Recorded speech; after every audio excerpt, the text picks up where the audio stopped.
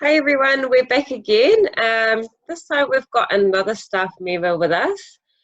We've got Irene, who is our new junior coordinator and also our coach development officer. Hi Irene. Hi everybody. How are you today?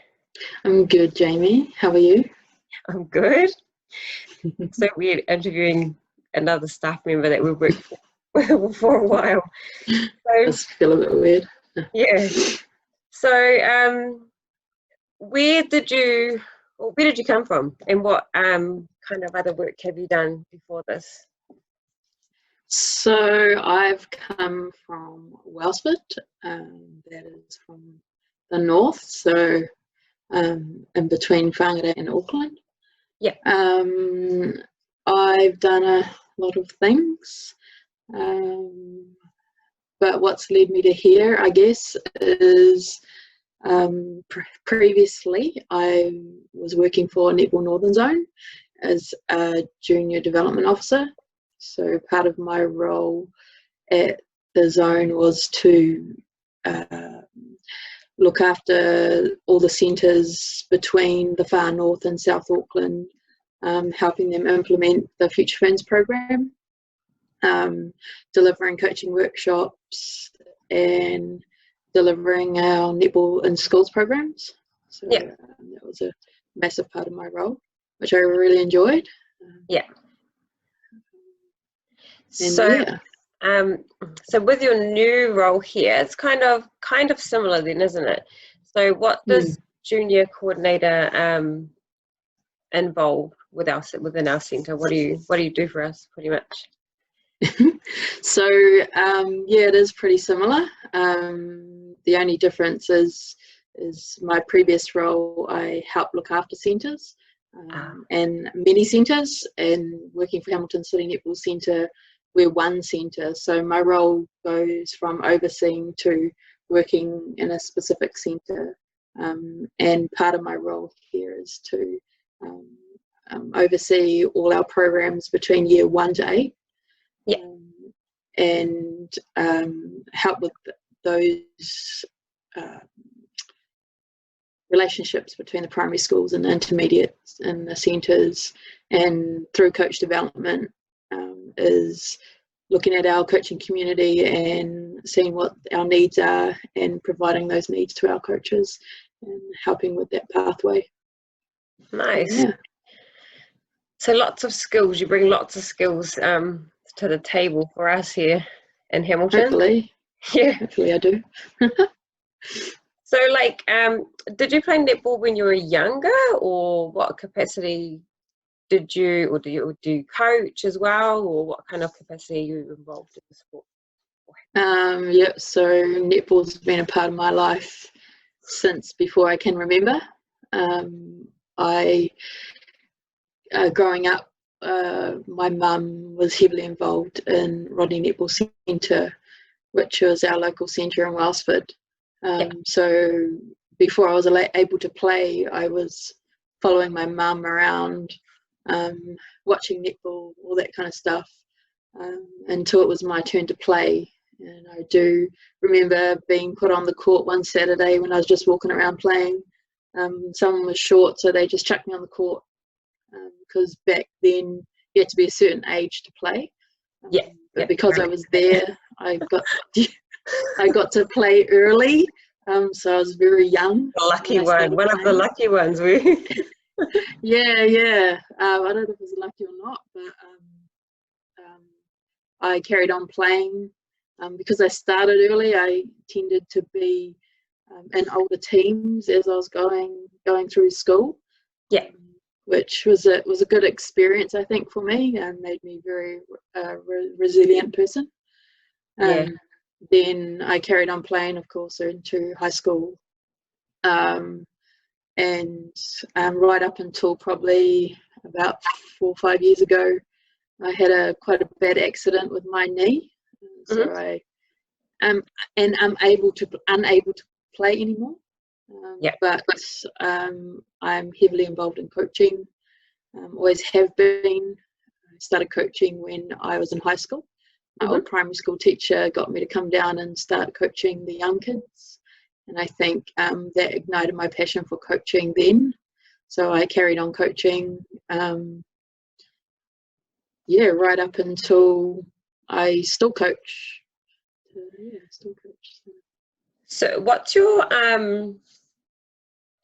favorite type of player to coach? Like how some people are real, they're really driven, they're really loud on the court and things like that. Or do you like this kind of like a more shy person to coach? Or what's your ideal athlete to coach? That's a good question. I think for me, I don't think there's a specific player. My coaching style, I think, is very much about the experience and the development, and I like the player and to get to know them and how they tick and how I can best develop them and be impactful on not just them as a player but as them as a person. So I like to find out as much as I can about who I'm coaching and what it is that I can teach them in that year, because I find that you can have a young player who's timid and so skillful, but they have no confidence. So it might be confidence that needs to be worked on, or you might have a very confident player who is thinking that I know it all, but I can see things that I might be able to help them with. So I work on how it is that I can get through to that player and coach them. And I guess I find all those things challenging, but I also get a lot of my coaching success out of finding that and being able to teach them something that they didn't know before they came to me. So I guess that's kind of, it's not necessarily a particular person, but just being able to figure out what that player needs, I guess, and see how I can be impactful to that person. And develop them and give them a good experience at the same time. Awesome. So what are your thoughts on like the COVID-19, what we're going through at the moment, like the lockdown, and how it's going to affect, or how it's been affecting our roles and our roles as staff, or just netball in general? Like what are your thoughts on it? I think for me, because I'm new to the Hamilton area, only been here 6 months, I think I'm still learning what's going on and how this place works and how the netball scene ticks around here. So I think I can't comment on what's gone on at our specific centre, but in netball in general, I think that people focus, or everyone's focused on something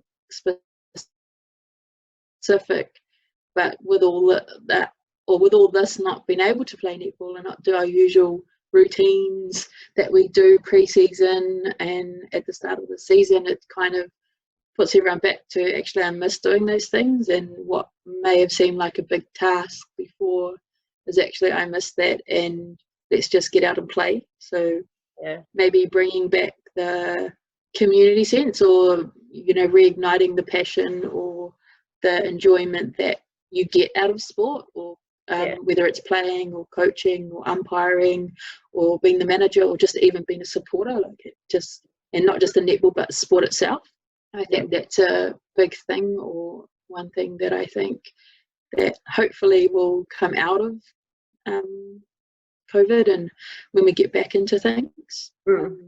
Hopefully I know for me, like with doing our skill sessions and things like that in term 1, it was kind of still doing some coaching and interacting with the kids and interacting with the coaches and starting to get into things, and now we're kind of stuck at home and we can't get out and do much, and I don't know, it's kind of like, I want to get stuck into it, but we can only do so much. But I think we would be cool. well and true. I would be well and truly into my season anyway. So, and even my children, it's kind of like I just miss that face-to-face interaction, seeing people being sport, being, that's what it's all about. But because we were starting to really get into it, and then all of a sudden it was like, oh, stop, oh, okay. So, I don't know. So how many people? So you've got family outside of Hamilton. Yes, are you keeping in touch with them, and how are you managing that? Yep, definitely keeping in contact with all my family. Because I've been down here 6 months, I very miss them. I've got a 13-year-old son. He's in Wellsford in his father's bubble. Also my mum, my sister and her family. So we have almost daily Facebook video calls with everybody, which is quite cute, with my niece and nephew especially.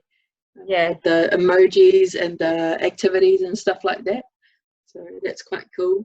And just keeping an eye on my son and helping him with his schoolwork that he's got to do online, and just if he needs help, and if he's got any questions and things like that, I can talk to him over the video, and I can log into his details and do that. So definitely keeping connected with my family, because I can't visit at the moment, but it's good though.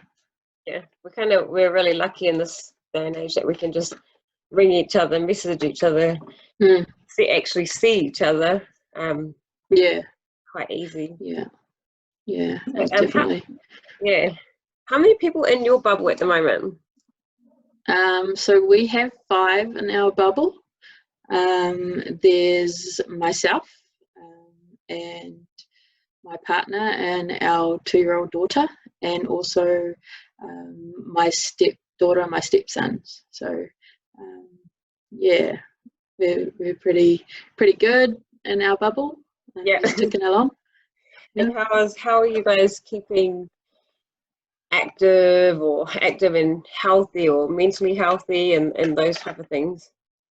I've set up a little fitness circuit in the garage.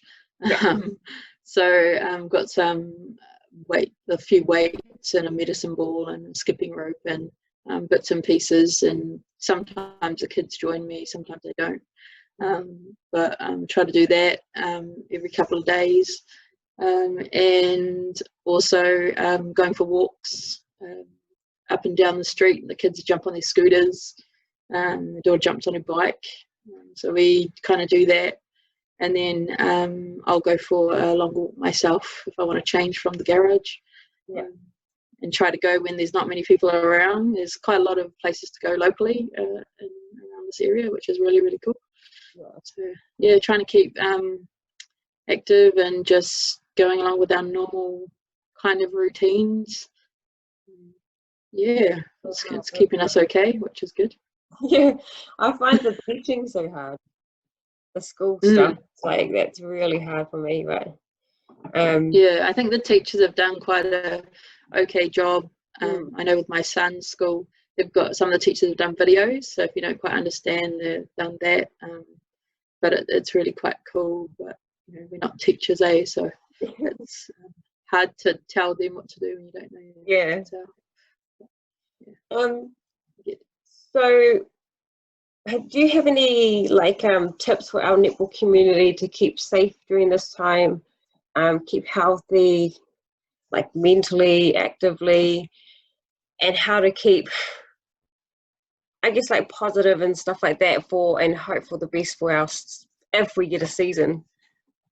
I guess it's not going to last forever, but we're doing the right thing to help our country.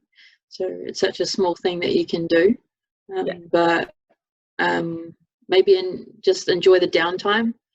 I know for me, I do a lot of traveling, especially back and forward from Wellsford, and things like that. And I haven't had to do any traveling for the last, nearly month. So it's kind of weird not having to go anywhere or do anything, and just enjoying that downtime to think, oh gee, what am I going to do today and how I'm going to do it.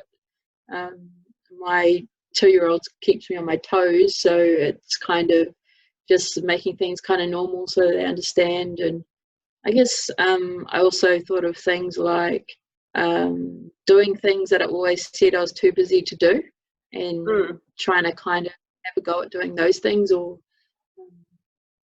just trying to keep positive and write it out, and just keep supporting each other. I think that's probably the best message I can think of. Yeah. And do you have any, like, because you've been involved at with netball and at different kind of levels, so at a centre level and at a zone level, do you have any idea or any kind of like thoughts of how it might affect us economically, like sport and netball? Yeah, I think from my understanding that there's a certain pinch anyway before COVID of high level netball and community netball and things like that. So I guess it's all about listening to that specialized advice and people that are in the know, that know what they're talking about, and taking their ideas and thinking, okay, well, how's this going to work, not just for us but for the wider community, and looking at the big picture. But I don't think things will change too much, as in netball's always still going to be there, and it doesn't matter what shape or form that is. It's always still going to be there. The love of the game's still going to be there. The love of sport is still going to be there. And it's just what that looks like, and let's be open-minded about how we can make it work for us in our community, and at all levels, I think. So I guess. I think it'll be interesting anyway. It's like a once in a lifetime kind of thing. Not everyone gets to go through a pandemic in their life. This is what we have to all our work. Yep, welcome to our 2-year-old.